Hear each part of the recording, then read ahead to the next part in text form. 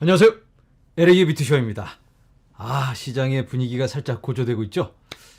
그런데 아직 내 코인의 가격은 걱정하지 마십시오.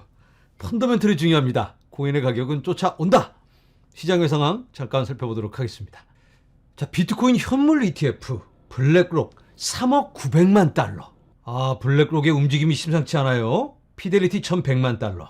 아크인베스트 1억 달러. 그레이스케일마저 4,500만 달러. 그레이스케일은 수수료가 높으니까 아무도 안 사는 줄 알았는데 긴 유출을 끊어내고 이제는 유입을 보여주고 있습니다.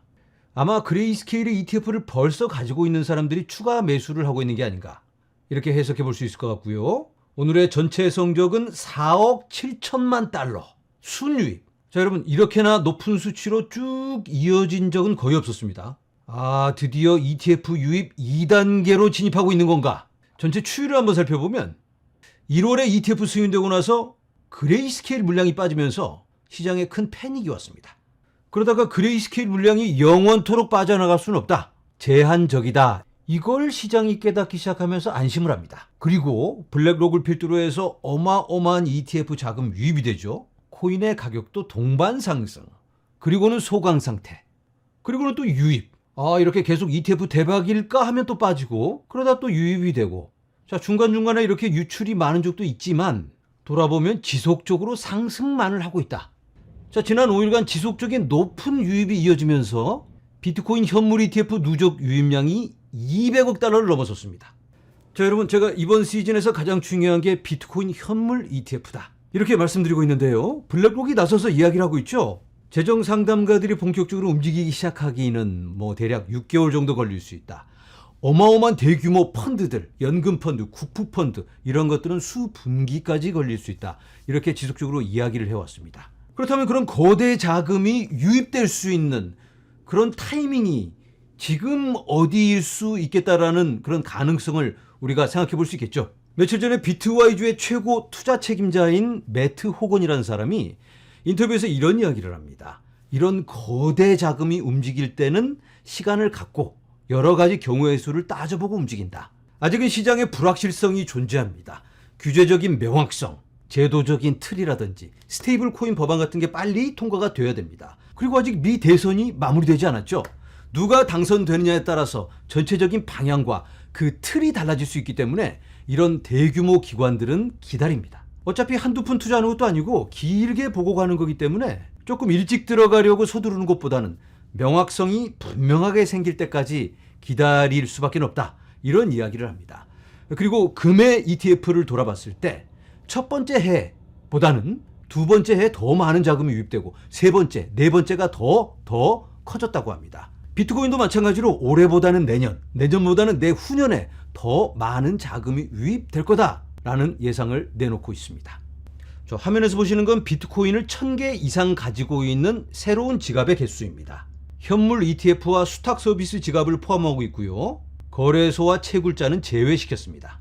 자, 이 1000개 이상을 가지고 있는 지갑, 1000개 이상이면 고래들이라고 볼 수 있죠. 이 지갑의 개수가 이렇게 떡상하고 있습니다. 지난 7개월 동안 비트코인 가격은 이렇게 횡보하고 있었죠. 그런데 1000개 이상의 지갑은 많아졌다.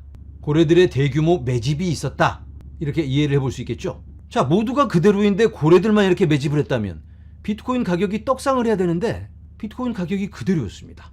그렇다면 개미들은 이 친구들한테 넘겼다, 이렇게 볼 수 있겠죠. 긴 횡보 구간에 지쳐서 개미들이 포기하고 던지고 떠날 때 그걸 고래들이 다 받아서 이렇게 다 쓸어가고 있지 않나, 손바뀜의 현상이 보여주고 있다, 이렇게 해석해 볼 수 있을 것 같습니다. 자, 많은 분들이 이런 말씀을 하십니다. 아니, 비트코인은 탈중앙화라며, 그런데 고래들이 다 쓸어가? 비트코인의 네트워크는 탈중앙화지만 이 소유는 탈중앙화가 되기는 어렵죠. 역사를 돌아봐도 부의 쏠림 현상은 어쩔 수가 없습니다. 차가운 현실이겠죠.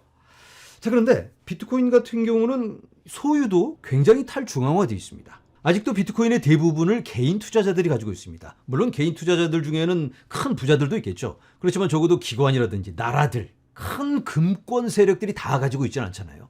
자, 이 영상을 보시는 분들 중에서도 비트코인을 한두 개 이상 가지고 계신 분들이 참 많이 계십니다. 자, 여러분, 금이라면 이 세상에 존재하는 모든 금의 2100만 분의 1을 내가 가지고 있다. 이건 매우 어렵겠죠. 이 세상에 존재하는 모든 집의 2100만 분의 1을 내가 가지고 있다. 그 정도의 부동산을? 이건 매우 어렵습니다. 하지만 비트코인에서는 가능하잖아요. 여러분들이 마음만 먹으면 지금이라도 비트코인을 뭐 1개 아니면 더 많이 가질 수도 있겠죠. 물론 작은 금액은 아니지만 이제는 너무 비싸져 버려서. 하지만 충분히 가능한, 목표할 수 있는 그런 수치는 될 수 있죠. 부디 이 영상을 보시는 분들 모두가 언젠가는 적어도 비트코인 1개는 장만해보자 라는 도전을 다시 한번 드려봅니다. 자, 비트코인 차트 한번 확인해 봅니다. 현재 가격 67,800달러. 지금 시간은 10월 18일 오후를 지나고 있습니다. 한국 시간이고요. 일봉 차트인데요. 이렇게 빨간 하락 추세 라인을 지금 두드리고 있습니다. 살짝 저항이 느껴지고 있는데 여러분, 전고에서 지금 현재 가격까지 이제 한 8% 정도, 8% 정도밖에 되지 않습니다. 여기만 뚫고 올라가면 바로 전고. 그리고 그 다음은 가보지 않은 영역이기 때문에 가늠할 수 없는 구역이기도 합니다. 자, 제가 이렇게 초록 색깔 라인으로 그어봤는데요. 여기가 바로 미대선입니다. 이제 2주 조금 넘게 남았는데 이때까지 큰 변동이 있을 걸로 예상됩니다. 지금 보여지는 이 상승을 트럼프의 선전으로 해석하시는 분들도 계십니다. 트럼프가 요즘 좋은 모습 보여주고 있죠. 도박 사이트에서 다시 한번 확인해 보면 프리딕티 트럼프가 56, 카말라가 48, 격차가 더 벌어지고 있습니다. 폴리마켓입니다. 트럼프 60.8, 해리스 39.1. 추이를 한번 살펴보면 이렇게 쭉 트럼프가 앞서가다가 해리스가 등장하면서 뒤집어졌다가 말았다가 엎치락 뒤치락 하다가 대선을 한 3주 정도 남겨놓고 이렇게 쭉 차이가 벌어지고 있습니다. 자, 많은 분들이 제가 요즘 트럼프 얘기, 해리스 얘기, 대선 이야기를 자꾸 하니까 불편해하신 분들이 계십니다.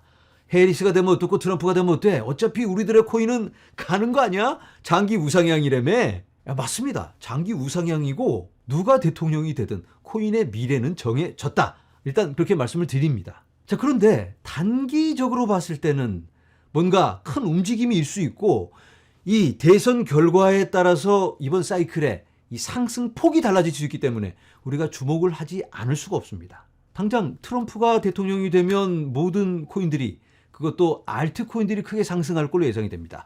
그렇지만 해리스가 대통령이 된다면 어떻게 될까요? 당연히 비트코인은 계속해서 잘 될 거라고 봅니다.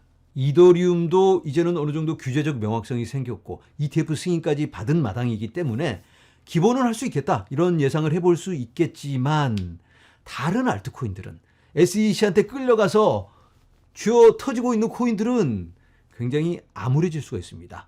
그래서 그런 부분 참고해 주시기 바랍니다. 자, SEC에게 괴롭힘을 당한 코인의 대표가 있다면 바로 리플이겠죠. 리플 소송이 이제 마무리가 되는가 했는데 토레스 판사가 결정을 다 내려줬는데 그럼에도 불구하고 SEC가 항소를 걸었습니다. 그 항소에 대한 사전 변론서가 제출되었는데요.